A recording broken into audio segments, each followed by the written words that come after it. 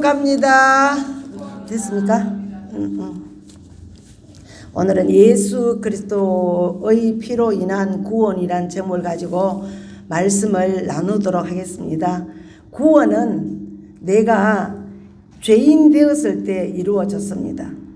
하나님께서 우리에게 베풀어 주신 이 구원은 하늘의 구원이며 값없이 주신 은혜의 선물입니다.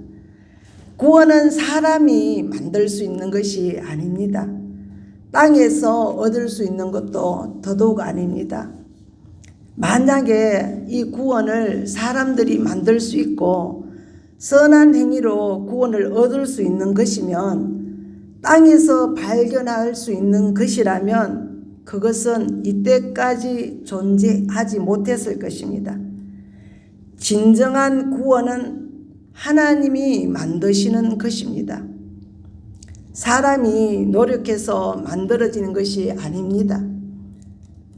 땅의 구원은 땅에서 시작해서 땅에서 끝날 것입니다. 그러나 하늘의 구원은 땅에서 시작하여 하늘까지 가는 것입니다. 그것은 영원히 가는 것이며 또 영생하는 것입니다. 따라서 하나님이 베푸신 이 구원에 대해서 우리가 할 수 있는 일이란 아무것도 없는 것입니다. 여기에 대해 우리가 할 수 있는 일은 오직 한 가지뿐입니다. 베풀어 주신 이 구원을 감사함으로 받는 것입니다. 이것이 바로 우리가 할 일입니다.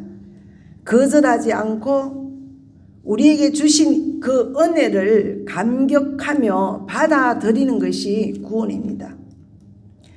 상상할 수 없는 값비싼 대가를 치르고 만들어주신 이 구원의 내용이 무엇인지를 오늘 본문 내용으로 통해서 우리 살펴보도록 하겠습니다. 8절에서 그 답을 하고 있습니다. 한번 보시겠습니다. 시작. 우리가 아직 죄인 되었을 때 그리스도께서 우리를 위하여 죽으심으로 우리에 대한 자기의 사랑을 확정하셨느니라. 아멘.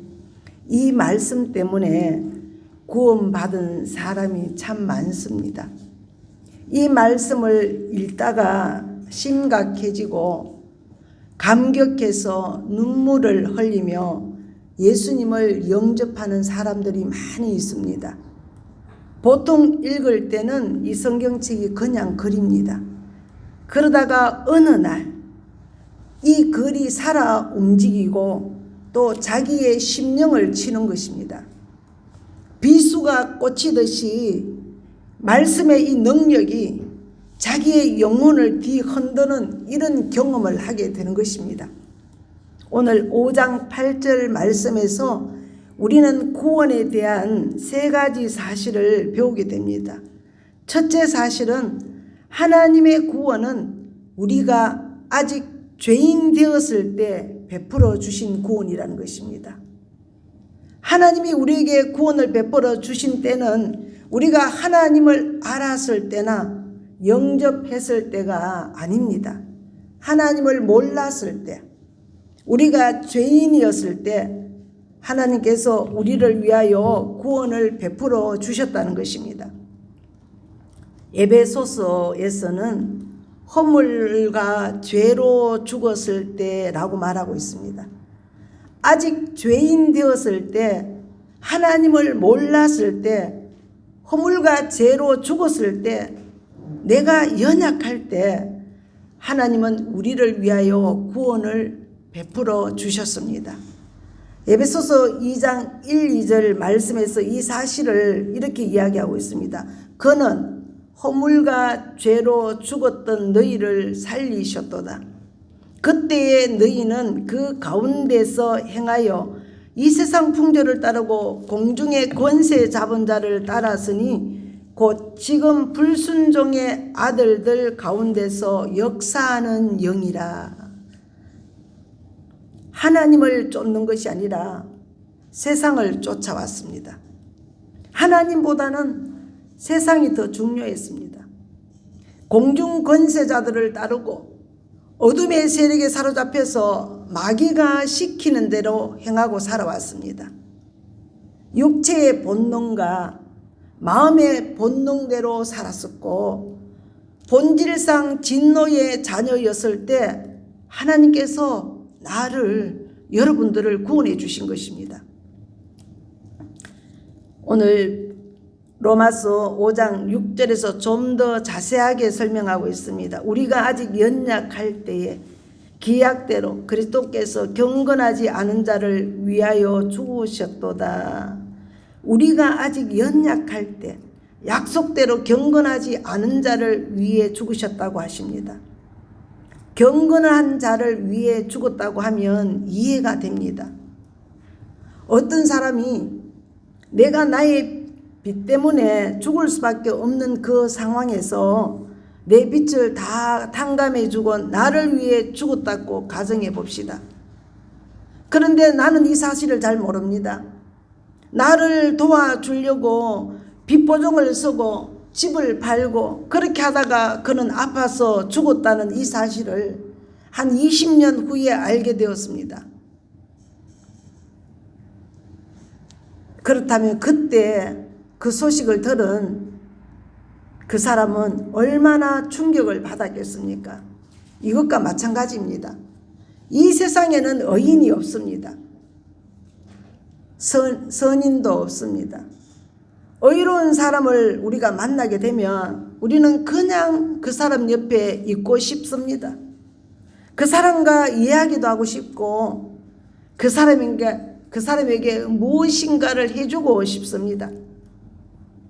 성경에서는 훌륭한 사람을 위해서라면 죽을 수도 있다고 이야기를 합니다.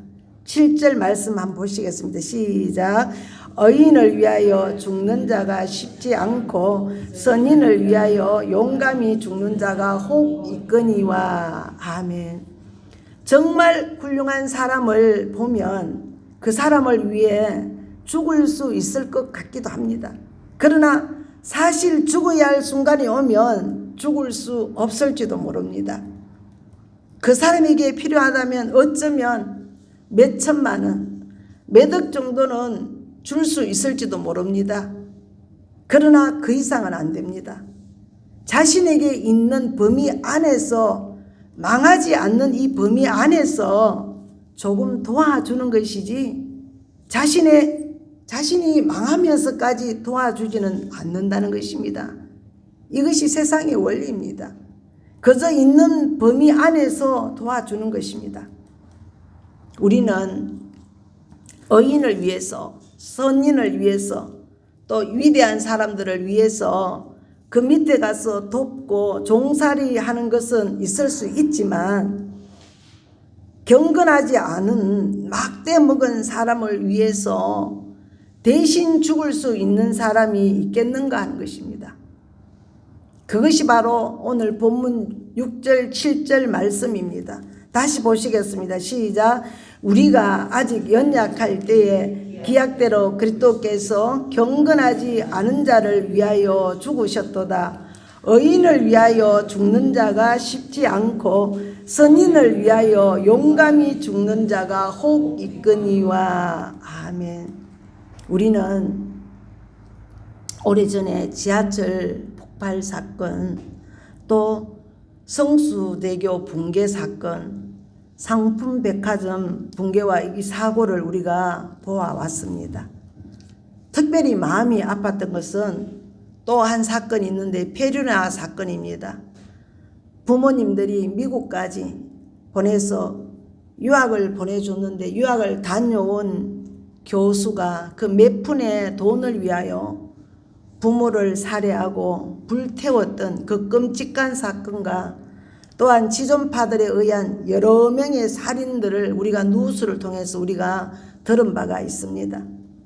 여러분, 그런 사람들을 위해 대신 죽을 사람들이 이 세상에 있겠습니까? 혹시 이런 경우는 있을지도 모르겠습니다. 구속된 이후에 불쌍하니까 구명하자는 그 운동이 일어나면 서명을 부탁할 때 정말 망설이다가 서명이나 한번 해주자고 해줄 수 있을지는 모르겠습니다. 그러나 우리가 아직 죄인이었고 진노의 자식으로 제 멋대로 살고 있을 때에 하나님은 우리를 위해서 구원을 베풀어 주셨다는 것입니다. 중요한 것은 기약대로라는 말씀입니다. 약속이 있었다는 것입니다. 2000년 전에 이미 그 일을 행하셨습니다. 20년이 아니라 2000년 동안 그 하나님의 사랑을 모르고 우리가 살아오다가 이제 깨닫게 된 것입니다. 구원은 내가 죄인 되었을 때 이루어졌습니다.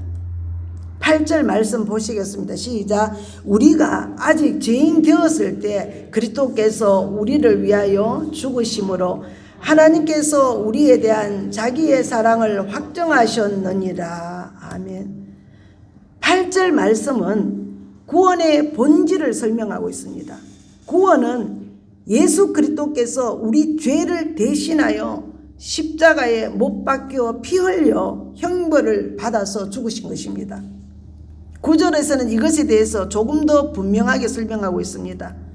같이 보시겠습니다. 시작. 그러면 이제 우리가 그의 피로 말미암아 의롭다 하심을 받았으니 더욱 그로 말미암아 진노하심에서 구원을 받을 것이니. 아멘. 예수님께서 십자가에 못 박혀 돌아가신 것이 구원입니다. 피 흘렸다는 말이 중요합니다. 구원이란 피 흘린 사건입니다. 예수님이 돌아가셨다는 말보다 더 선명하게 구원을 설명해 주는 말은 그분이 피를 흘렸다는 것입니다. 피가 왜 그렇게 중요합니까? 예수님의 피는 보통 사람의 피가 아니기 때문에 그렇습니다. 예수님의 피는 하나님의 피인 것입니다. 이스라엘식으로 표현하면 염소와 송아지의 피로 구원하지 않았다는 것입니다. 우리말로 하면 개의 피로, 개나 다른 피로, 다른 짐승의 피로 하지 않았다는 것입니다. 예수님의 구원은 사람의 피로 한 것이 아니라 하나님 자신의 피로 이루어졌기 때문에 이것이 아주 중요한 것입니다.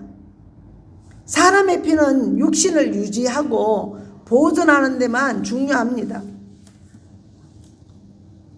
보도에 따르면 A형의 피를 B형에 잘못 수혈해서 어로 사고가 났다고 하는 소리를 들었습니다. 또한 에이즈에 감염된 이 피를 다른 사람에게 잘못 주사해서 피해를 준 일이 의료계와 이 사회에서 문제가 일어난 적도 있었습니다. 피는 이렇게 중요합니다. 사람의 생명에 아주 결정적인 역할을 합니다. 피가 모자라거나 피에 문제가 생기면 사람은 살 수가 없습니다. 사람의 피는 그렇습니다. 그러나 하나님의 피는 우리를 죄에서 구원하십니다. 하나님의 피는 마귀의 계략에서 우리를 구원하십니다. 하나님의 피는 우리를 영생에 이르도록 만드는 바로 그 피인 것입니다. 구약에서는 1년에 한 번씩 대제사장이 짐승의 피로 사람의 죄를 속죄했습니다. 사람을 죽일 수 없으니까 사람 대신 양과 소를 죽였습니다. 그래서 피를 뽑아서 성소에 들어가서 성소 안에 그 피를 뿌리고 사람들의 죄를 용서받는 예식을 거행했습니다. 히브리서 9장 13절 14절 이 말씀을 보면 염소와 황소의 피와 암송아지의 죄를 부정한 자에게 뿌려 그 육체를 정결하게 하여 거룩하게 하거든 하물며 영원하신 성령으로 말미암아 흠없는 자기를 하나님께 드린 그리스도의 피가 어찌 너희 양심을 죽은 행실에서 깨끗하게 하고 살아계신 하나님을 섬기게 하지 못하겠느냐. 하나님께서 우리를 염소나 송아지의 피로 구원한 것이 아니라 하나님 자신의 피를 십자가 위에서 흘리게 하심으로 우리 죄를 용서하시고 구원하신 것이란 것입니다. 우리가 그 피로 구원받아서 이 자리에서 살아계신 하나님 앞에 예배를 드릴 수 있다는 것입니다. 그렇기 때문에 우리의 구원은 예수 그리스도의 피 때문이라고 해도 과언이 아닙니다. 놀라운 능력이 그리스도의 피에 있습니다. 우리는 아플 때 주사를 맞습니다. 그러면 그 주사약이 우리 몸속의 모든 부분에 다 퍼져서 병균을 없애기도 하고 또 바이러스를 잠재우는 그 역할을 해줍니다. 이와 같이 예수 그리스도의 보혈이 우리 안에 들어오면 놀라운 일들이 일어납니다. 영적인 예수 그리스도의 보혈의 피로 우리가 수혈 받으면 영적으로 우리 안에서 놀라운 일들이 일어난다는 것입니다. 우선 이 피가 제대로 수혈받고 나면 우리 안에서는 귀신이 떠나갑니다. 귀신을 쫓을 때 특이한 우리가 경험을 하게 됩니다. 말씀과 기도와 성령의 능력으로 귀신은 쫓겨나갑니다. 아무리 예수 피해도 나가지는 않습니다. 말씀이 우리에 꽉 차면, 악까지 차면 악한 것들이 우리에게서 떠나나갑니다.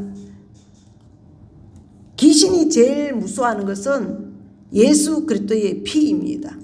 그래서 우리가 믿음이 없을 때는 그냥 예수 피 이렇게 외칠 때도 있었습니다. 예수 그리스도의 피를 이야기하면 귀신이 제일 싫어합니다.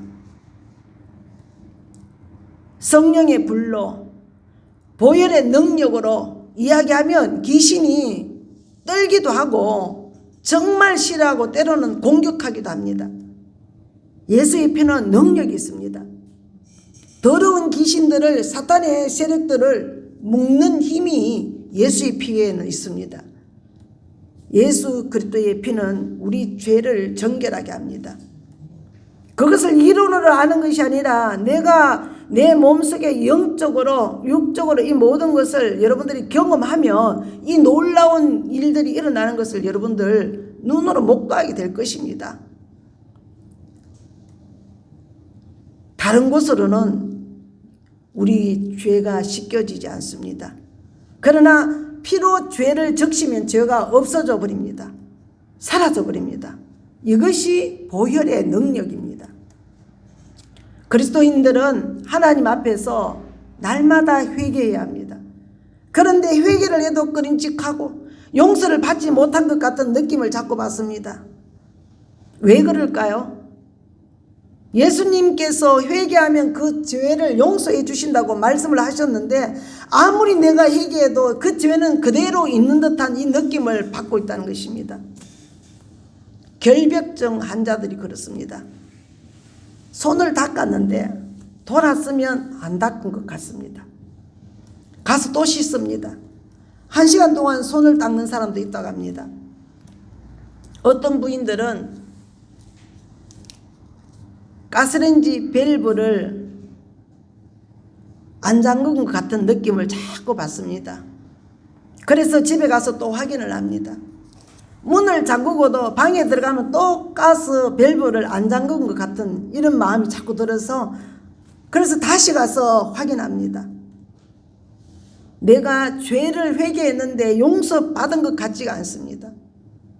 그래서 깊은 죄책감, 열등감에 자꾸 사로잡히게 됩니다. 예수를 믿지 않아서 그렇습니까? 아닙니다.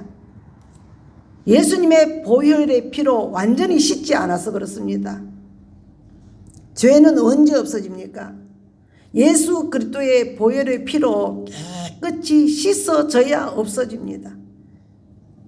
이 보혈의 능력은 기적을 일으킵니다. 이 보혈은 모든 질병과 어둠의 세력들을 깨끗하게 씻어버리는 역할을 합니다. 이 보혈은 놀라운 것입니다. 설교를 할 때도 잠시 설교의 능력을 잃어버렸다고 생각할 때가 참 있습니다. 그러나 보혈에 관한 설교를 준비하거나 또 이 보혈에 대한 십자가에 대한 이런 말씀들을 묵상하면 내 안에서 설교할 때 내가 하는 것이 아니라 하나님의 능력으로 하게 된 것을 경험하게 됩니다. 이상한 일이 일어납니다. 우리가 예수님의 보혈, 이 능력에 대해 이야기하기 시작할 때 이상한 느낌이 자꾸 받습니다. 느낌을 받습니다. 입을 열어 그 말을 하기 시작하는 순간부터 그 보혈의 능력이 내게 나타나는 것입니다. 이런 경험을 여러분들 강하게 하게 되시기를 바랍니다. 지금은 이 말세의 지말이기 때문에 이 보혈의 능력과 권능을 우리가 강하게 경험하고 체험하지 않으면 정말 힘듭니다. 그래서 찬송 중에서도 보혈에 관한 찬송을 부르면 우리가 자꾸 힘이 납니다. 정결해집니다. 자신도 모르게 육체의 모든 욕망이 사라지는 이 능력을 경험하게 됩니다. 찬송가 253장을 우리가 보면 내 주의 보혈은 정하고 정하다 내 죄를 정케 하신 주 날 오라 하신다 내가 주께로 지금 가오니 골고다의 보혈로 날 씻어 주소서. 십자가에 흘리신 예수님의 보혈이 우리를 씻어 주신다라고 고백하는 이 찬송입니다. 몸이 더러웠는데 보혈에 관한 이 찬양을 하면 내 영혼이 샤워하는 것처럼 깨끗해집니다. 이 보혈을 우리가 노래할 때 자신도 모르게 내 심령 깊은 곳에서 자꾸 기도가 나오기 시작합니다. 입은 찬양하는데 내 속에 이 마음은 내 영은 자꾸 뭔가를 기도하게 됩니다. 예수 그리스도의 보혈 하나님의 피를 우리가 묵상할 때 성령의 능력이 나타나기 시작합니다. 찬송가 258장에서도 샘물과 같은 보혈은 임마누엘의 피로다. 이 샘에 죄를 씻으면 정하게 되겠네. 정하게 되겠네. 정하게 되겠네. 이 샘에 죄를 씻으면 정하게 되겠네. 어떤 샘에요? 예수 그리스도의 보혈의 피의 샘에 우리가 죄를 씻으면 깨끗하게 해 주시겠다고 약속하고 계십니다. 죄의 용서는 이론이 아닙니다. 신앙생활도 이론으로 하는 것이 아닙니다. 이론으로 신앙생활하다 나중에 망하게 됩니다. 경험입니다. 경험. 목사님의 경험이 여러분들에게도 중요할 수도 있지만 여러분들 한 사람 한 사람의 이 경험이 있어야 됩니다. 예수님의 보혈을 찬양하고 노래하면 내 죄가 녹는 것을 내 폐부가 정말로 찔려서 하나님 앞에 통곡하고 자복하고 회개하는 것이 또 내 안에 기쁨이 감사가 충만하게 나타나야 된다는 것입니다. 이걸 경험해야 됩니다. 내 죄가 사라지는 것을 느끼는 것입니다. 그러면 어떤 현상이 일어납니까? 가벼워집니다. 내 마음이 가벼워지고 무거운 짐을 지고 있다가 다 내려놓은 것과 같습니다. 피곤하게 달리다가 창공을 향하여 독수리가 날듯 날아가는 것과 같은 그런 경험을 하게 되는 것입니다. 그것이 바로 보혈의 능력입니다. 그러나 예수 그리스도께서 십자가에서 나를 위해 돌아가셨다는 이 사실을 믿는다고 이야기할 때 중요한 부분이 하나 빠졌습니다. 바로 내가 그리스도의 보혈로 죄 씻음을 받았다라는 부분입니다. 왜냐하면 내 죄를 정결하게 하는 중요한 부분이 보혈이기 때문입니다. 죄는 누가 쥐고 있습니까? 마귀입니다. 따라서 예수 그리스도의 보혈이 나타나면 마귀가 떠나가고 더러웠던 모든 부분이 청소되는 것입니다. 여러분들 다 경험해 보셨죠? 집안이 청소되면 기분이 아주 좋고 더러운 몸을 씻고 나면 새 옷으로 갈아입으면 기분이 너무너무 좋습니다. 보혈로 내 죄가 씻어지면 씻겨지면 나는 새로워지기 시작합니다. 내 삶의 어떤 부분은 달라진 부분은 없지만 내 마음이 달라지기 시작합니다. 그렇다면 우리가 정말로 짚고 또 점검하고 넘어가야 됩니다. 나는 정말 보혈의 피로 깨끗이 씻겨 있는가? 마음속에 여러 가지 죄악들이 정말 예수 그리스도의 보혈의 피로 깨끗이 씻겨져 있는가? 찬송가 266장을 우리 한번 불러보겠습니다. 266장.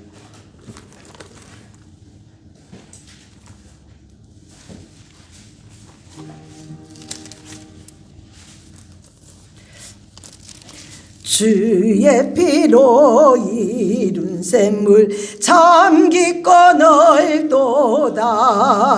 구원하는 거신 능력 다 찬송할지라. 찬송하세 주의 보혈 그 샘에 지금 나아가 죄의 깊이 빠진 이 몸 그 피로 씻어 맑히네. 죄악 세상 이김으로 거룩한 길 가는 나의 마음 성전 삼고 주께서 계시네. 찬송하세 주의 보혈 그 샘에 지금 나아가 죄의 깊이 빠진 이 몸 그 피로 씻어 맑히네.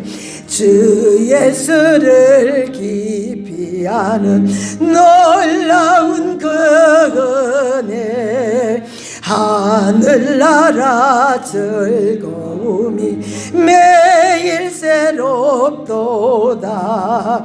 찬송하세 주의 보혈 그 샘에 지금 나아가 죄의 깊이 빠진 이 몸 그 피로 씻어 맑히네. 아멘. 이 보혈의 능력을 경험한 사람은 그 보혈을 찬양하기 시작합니다. 보혈을 선포하고 간증하기 시작합니다. 예수 그리스도의 십자가의 이 보혈은 유월절 어린 양의 피입니다. 찬송가 265장에도 그렇게 나옵니다. 주 십자가를 지심으로 죄인을 구속하셨으니 그 피를 보고 믿는 자마다 주의 진노를 면하겠네. 내가 그 피를 유월절 그 어린 양의 피를 볼 때 내가 너를 넘어가리라. 예수 그리스도의 보혈의 피가 우리 속에 강하게 역사할 때 악한 사탄 마귀 귀신들은 우리를 건드리지 못합니다. 그리고 마지막 날 이 피가 있는 자는 진노에서 면하게 해주시겠다고 약속을 하고 계십니다. 그래서 이 피가 확실해야 됩니다. 그러므로 예수의 피를 볼 때 귀신들은 울며 떠나가고 모든 어둠의 세력들은 떠나갑니다. 내가 아직도 어둠의 세력에 많은 공격들을 받고 있다면 그 피가 강하게 흐르고 있지 않다는 것입니다. 이것이 보혈의 능력입니다. 또한 이 보혈이 우리의 구원입니다. 예수께서 나를 위하여 피를 흘렸었다는 이 사실은 보혈의 피가 나를 구원했다는 것을 의미합니다. 찬송가 268장에도 그렇게 나와 있습니다. 죄에서 자유를 얻게 함은 보혈의 능력이라. 시험을 이기는 자는 승리하게 되고 주님의 놀라운 능력이 임하게 될 것이라고 말씀하고 있습니다. 그래서 우리는 이제 십자가의 핵심은 보혈입니다. 보혈 없는 십자가는 아무것도 아닙니다. 이 말을 다시 바꿔서 말씀을 드리면 여러분들의 심령 가운데 예수 그리스도의 보혈의 피로 여러분들이 잠기지 않으면 어쩌면 하나님하고 상관없을 수도 있고 마지막 날 진노의 그 잔을 우리가 피하지 못할 수도 있다는 것입니다. 그 피가 우리를 정결하게 한 것입니다. 그 피가 우리를 구원한 것입니다. 여러분 예수의 피를 믿으시기를 바랍니다. 이론으로 믿는 것이 아니라 내 몸과 마음 삶으로 여러분들 경험하게 되시기를 바랍니다. 그래야 위험하지 않습니다. 그 피를 여러분들 소유하게 되시기를 바랍니다. 그 피가 내 안에 있을 때 나도 모르게 변화되는 것입니다.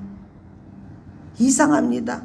이 보혈에 관한 찬송가를 우리가 부르고 있으면 더럽고 음란한 이 생각들이 다 사라져 버립니다. 변합니다. 이 보혈을 우리가 묵상하고 말하고 선포할 때 이 보혈의 능력이 즉각적으로 나에게도 나타나지만 이 보혈의 능력이 전이 됩니다. 8절에서 구원에 대한 다른 한 가지를 더 설명드리려고 합니다. 구원은 하나님의 사랑이라는 것입니다. 8절 말씀 보시겠습니다. 시작. 우리가 아직 죄인 되었을 때 그리스도께서 우리를 위하여 죽으심으로 하나님께서 우리에 대한 자기의 사랑을 확정하셨느니라. 하나님께서 우리를 얼마나 사랑하셨는가를 구원을 통해서 보여주셨습니다. 자신의 사랑을 확정하셨다고 말씀합니다. 이 말씀을 요한복음 3장 16절에서는 이렇게 말씀을 합니다.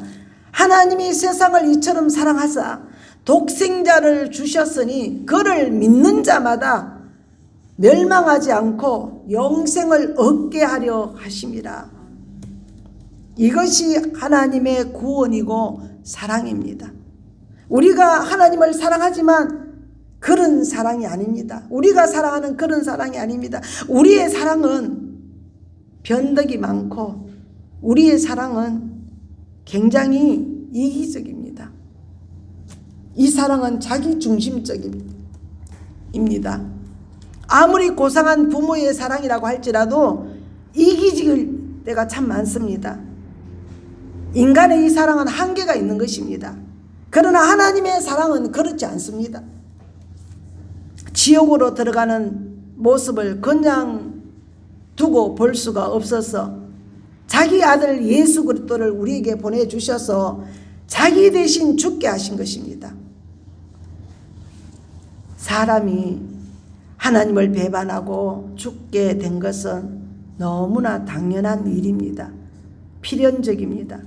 그러나 하나님이 우리를 사랑하신 것은 놀라운 일입니다. 인간이 처음 죄를 지었을 때 하나님은 어떻게 하셨습니까? 에덴 동산을 폐쇄하시고 생명나무를 감추셨습니다. 왜 그렇게 하셨습니까? 그것은 인간을 구원하시기 위해서 그렇게 하신 것입니다.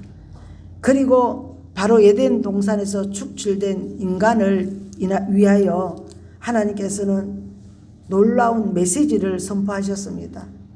메시아를 보내주시겠다는 것입니다. 창세기 3장 15절 말씀에서 내가 너로 여자와 원수가 되게 하고 내 후손도 여자의 후손과 원수가 되게 하리니 여자의 후손은 내 머리를 상하게 할 것이요 너는 그의 발꿈치를 상하게 할 것이니라 하시고, 하나님은 이 순간부터 그리스도가 태어날 때까지 말할 수 없는 그 고통을 겪으셨습니다. 살인자 자녀를 둔 부모의 마음을 한번 생각해 보십시오. 사형 선고를 받은 아들을 둔 이 부모의 마음을 우리가 어떻게 상상할 수 있겠습니까? 당해보지 않고는. 이것이 바로 하나님 아버지의 마음입니다. 인간을 창조하실 때부터 지금까지 몸부림치시고 고민하시며 괴로워하셨습니다. 그래서 어떤 사람은 고통당하는 하나님, 이런 표현을 쓰기도 합니다. 하나님께서 능력이 없으십니까? 하나님은 이 세상을 창조하신 분이십니다. 그런 하나님께서 빈대떡 뒤집듯이 사람을 싹 바꿀 수 없겠습니까? 그러나 그렇게 하지 않으십니다. 사랑하십니다. 그런데 인격적으로 다루십니다. 하나님은 힘과 능력이 있으시지만 그것을 쓰지 않으십니다. 사랑하기 때문입니다. 사람을 사랑하시기 때문에 모든 것을 포기하시는 것입니다. 사랑하기 때문에 모든 고통을 감수하시는 것입니다. 이런 하나님에 대해 묵상하다 보면 기절할 것만 같습니다. 신앙의 철이 들면 들수록 하나님을 생각하면 정말로 감사하기도 하고 때로는 송구한 마음이 들기도 하고 어떻게 이 은혜를 갚을까 하는 마음, 인간의 연약함을 가지고 어떻게 하나님을 잘 섬길 수 있을까 하는 그런 마음이 앞섭니다. 하나님께서 단순하게 나를 구원하신 것이 아니라 인간이 타락하는 그 순간부터 지금까지 참으시고 기다리시고 우리 대신 고통을 겪으시고 그의 아들 예수 그리스도를 보내주셨다는 것입니다. 이것은 너무나 놀라운 사실입니다. 이것이 하나님의 사랑입니다. 십자가는 하나님 사랑의 영수증입니다. 내가 사랑했다라는 표시입니다. 확정입니다. 구원은 우리가 죄인 되었을 때 이미 베풀어 주신 것입니다. 구원은 예수님께서 십자가에 피 흘러 죽으심으로 이루어 주신 것입니다. 구원은 하나님의 이 사랑의 확정입니다. 하나님은 이토록 우리들을 사랑하셨습니다. 이런 구원을 받은 자들에게 하나님은 두 가지 축복을 주셨습니다. 우리 말씀 한번 보시겠습니다. 10절 보시겠습니다. 시작. 곧 우리가 원수 되었을 때 그의 아들의 죽으심으로 말미암아 하나님과 화목하게 되었은저 화목하게 된 자로서는 더욱 그의 살아나심으로 말미암아 구원을 받을 것이니라. 아멘. 구원받은 사람의 첫 번째 축복은 깊은 안심입니다. 구원받은 사람에게는 본질적으로 인생에 대한 안심이 있습니다. 오늘 저녁에 먹을 것이 없을 때 겪는 이 일시적인 불안이나 또 우리가 병에 걸려서 몇 개월 후면 죽는다고 선고를 받은 사람이 겪는 이 불안이 있을 수 있습니다. 그러나 그 사람에게는 본질적인 안심이 있습니다. 구원받은 자의 특징은 죽어도 되고 살아도 된다는 것입니다. 그 사람에게는 죽고 사는 것이 그리 중요하지 않습니다. 이 사람은 하나님과 하였기 때문에 안심하는 것입니다. 안심의 기초는 하나님과 화해입니다. 그렇기 때문에 마음의 여유가 생깁니다. 내 생활하고 상관없습니다. 그래서 본질적인 내 안에서 안심이 있습니다. 그리고 구원받은 사람의 두 번째 축복은 11절 말씀이 있습니다. 시작. 우리 보시겠습니다. 시작. 그뿐 아니라 이제 우리로 화목하게 하신 우리 주 예수 그리스도로 말미암아 하나님 앞에서 또한 즐거워하느니라. 아멘. 어떤 일이 우리가 살면서 어떤 일이 잘 될 수도 있고 못 될 수도 있습니다. 때로는 자녀들이 입시로 인해서 가정에 또 어려움이 있을 수도 있습니다. 그러나 예수를 믿으면 그 입시에서 떨어져도 붙어도 실패해도 성공해도 죽어도 살아도 그것이 그리 중요하지 않습니다. 우리는 서울대에 들어가야 된다고 매달리고 기도하고 그렇게 준비를 시키지만 하나님은 서울대를 들어가든 충남대를 들어가든 하나님은 그것이 그렇게 중요하지 않다는 것입니다. 원수가 있으면 모든 것이 다 불편합니다. 그러나 화해하면 다 좋습니다. 이렇게 하나님과 화해한 자의 축복은 즐거움입니다. 예수 믿는 자들은 약간 이상합니다. 세상 사람들이 볼 때 약간 이상합니다. 그저 휘죽휘죽 새벽부터 와갖고 울고 막 가음을 지르고 하다가 집에 갈 때를 보면 휘죽휘죽 웃으며 갑니다. 세상 사람들이 바라볼 때 저 사람 잠도 안 자고 아침에 일찍 와서 그러고 가면 얼마나 이상하게 보이겠습니까? 왜 그렇습니까? 왜 휘죽휘죽 웃고 그러고 갑니까? 그저 좋으니까요. 하나님만 생각하면 너무 좋으니까요. 뭐가 얻어져서 좋은 것이 아닙니다. 그래서 다른 사람들은 좀 이상하게 여깁니다. 그런데 그것이 사실입니다. 하나님과 나와 화해되었다는 이 생각을 하면 그것이 그렇게 좋을 수가 없습니다. 이것이 축복입니다. 구원받은 자의 축복은 이런 안심과 즐거움입니다. 환경이 아무리 나를 힘들게 해도 정말 예수 그리스도의 보혈의 피로 씻겨졌고 구원받은 사람은 내 안에서 무엇이 일어납니까? 안심이 있습니다.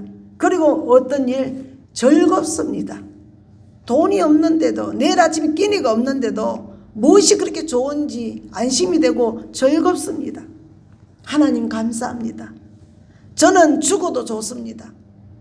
제게는 하나님이 있습니다. 하나님 감사합니다.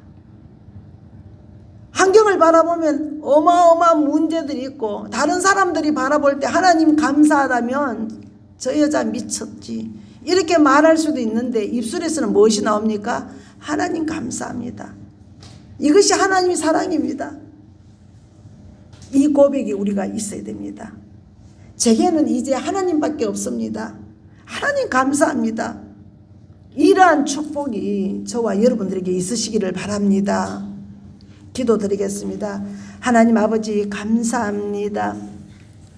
우리가 죄인 되었을 때 이미 우리를 구원하시기로 작정하셨고 그 아들 예수님을 보내주셔서 그 피로 우리의 모든 영육의 삶의 죄를 다 씻어 주심을 주님 감사합니다.